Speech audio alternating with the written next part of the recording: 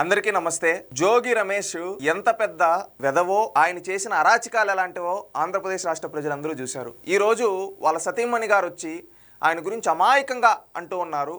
ఆమె ఏమంటుందో మనం ఒకసారి చూసి తర్వాత ఆమె గురించి మాట్లాడదాం. ప్లీజ్ బీసీ బలహీన వర్గాలారా, ప్లీజ్ నా భర్తని మమ్మల్ని కాపాడండి.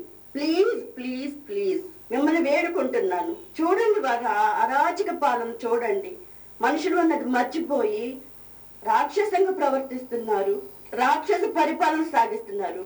ఈ మాట్లాడింది విన్నారు కదా అమ్మా, మీరు వయసులో పెద్దవాళ్ళు, మీకు అన్నీ తెలుసు. ఈ రోజు మీరు ఇంత ప్రాధేయపడుతున్నారే ప్లీజ్ ప్లీజ్ ప్లీజ్ అని. అమ్మా, ఒకటి కర్మఫలం అనేది ఉంటుందమ్మా, అది గుర్తుపెట్టుకోండి అమ్మా. ఒకటి, మీరు ఈరోజు ఇంత ప్లీజ్ ప్లీజ్ అని అడిగేది మీరు గత 5 ఏళ్లకు ముందు మీ భర్త గారిని అదుపులో పెట్టుకుంటే ఈ బాధ వచ్చుండదు కదమ్మా. ఆ రోజు చంద్రబాబు నాయుడు గారి ఇంటిపైకి నీ భర్త రాడ్లు ఇవన్నీ ఎత్తుకొని వెళ్తూ ఉండేటప్పుడు ఏమయ్యా వెళ్ళకూడదు, ముఖ్యమంత్రిగా చేసిన వ్యక్తి, ఒక సీనియర్ రాజకీయ నాయకుడు, వాళ్ళ ఇంట్లో కూడా కుటుంబ సభ్యులు ఉంటారు, నువ్వు ఆయన నిన్నే రోజు ఏమీ అనలేదు, కానీ నువ్వెందుకు ఆయన ఇంటిపైకి ఒక గూండాలాగా రౌడీలాగా వెళ్తావు, ప్లీజ్ ప్లీజ్ వెళ్ళొద్దు అని ఆ రోజు నువ్వు అడుగుండాలమ్మా.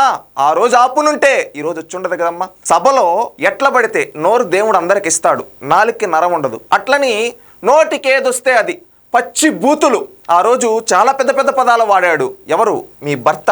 ఆ రోజు నువ్వు చెప్పునుండాలి, ప్లీజ్ ప్లీజ్ ప్లీజ్ మాట్లాడొద్దు ఆ విధంగా. నువ్వు ఆ విధంగా మాట్లాడితే ఖచ్చితంగా రేపు భవిష్యత్తులో మనకు తగులుతుంది, మనం ఆ పాపం అనుభవించాల్సి వస్తుంది, ప్లీజ్ ప్లీజ్ అని ఆ రోజు నువ్వు అడుక్కో అంటే ఈరోజు ఈ పరిస్థితి వచ్చుండదమ్మా. మీరు రాక్షస పాలన అంటున్నారు. గతంలో ఒక అమాయకుడు నువ్వు ఈరోజు బీసీ అనే కాట తీస్తున్నావు కదమ్మా. ఒకప్పుడు అదే బీసీ గౌడ సామాజిక వర్గానికి సంబంధించిన ఒక చిన్న పిల్లవాడు అమర్నాథ్ గౌడ్ చనిపోయినప్పుడు నీ భర్త కులాలు ఎందుకు వస్తాయన్నాడు. ఆ రోజు నువ్వేమని ఉండాలి తెలుసా?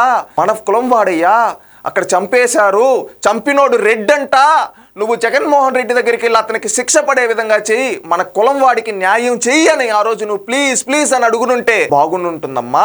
ఆ రోజు ఆ విధంగా అడగకుండా ఈ రోజు వచ్చి నీ కులాన్ని అడ్డు పెట్టుకుంటుంటే నువ్వు ఎంత స్వార్థపరురాలో అర్థమవుతుంది. ఒకటి గుర్తుపెట్టుకో అమ్మా, ఒకప్పుడు నీ భర్త కల్తీ సారా వ్యాపారం చేస్తే ఒక దగ్గర ప్రాణాలు కోల్పోతే ఆ రోజు సభలో ఈ విధంగా ప్రాణాలు ఎక్స్ప్రెస్ వీటి గురించి మాట్లాడుతుంటే ఆ రోజు ఏమన్నాడు తెలుసా అమ్మా? నీ భర్త చచ్చిపోయిన వాళ్ళు ఇంట్లో వాళ్ళు కూడా ఏడవటం లేదు, వీళ్ళు ఏడుస్తున్నారు అని చెప్పి ఒక బూతు మాట వాడాడమ్మా. ఆ రోజు నువ్వు అనుండాలి, ప్లీజ్ ప్లీజ్ ఆ విధంగా మాట్లాడద్దు అని చెప్పి.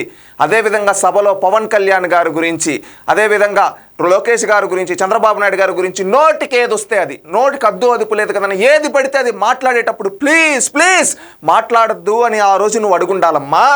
ఆ రోజు ఏమీ అడగకుండా ఆ రోజు బాగా అనుభవించి ఈరోజు వచ్చి అమాయకంగా పెడితే ఎవరు ఊరుకోరమ్మా. ఒకటి, నువ్వు ఈరోజు బీసీలు అని అంటున్నావు కదమ్మా.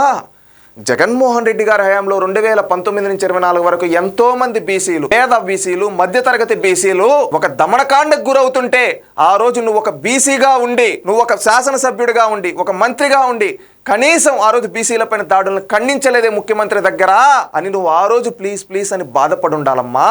ఆ రోజు బీసీలు ఒక నందం సుబ్బయ్య, ఒక చంద్రయ్య, ఒక జల్లయ్య, ఈ విధంగా చెప్పుకుంటూ పోతే ఎంతో మంది బడుగు బలహీన వర్గాల అమాయకుల్ని ఆ రోజు ప్రాణాలు తీసేశారమ్మా.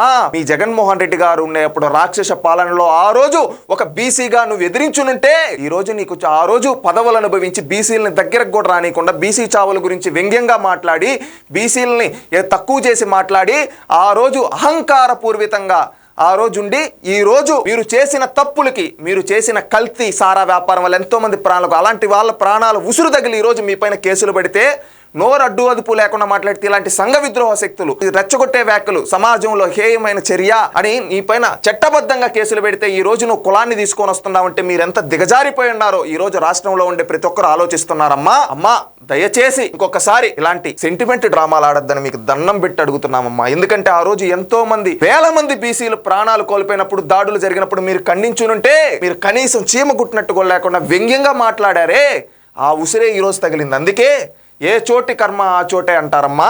ఇలాంటి డ్రామాలు వద్దమ్మా. ఇంకనైనా చేసిన తప్పులకి క్షమాపణలు కోరండి ప్రజల్ని. నీ భర్తని క్షమాపణలు కోరమని చెప్పు. ఇకనైనా మారుతాం, లేకపోతే ఇదే అహంకారపూరితంగా ఉంటే కాలగర్భంలో కలిసిపోతామమ్మా.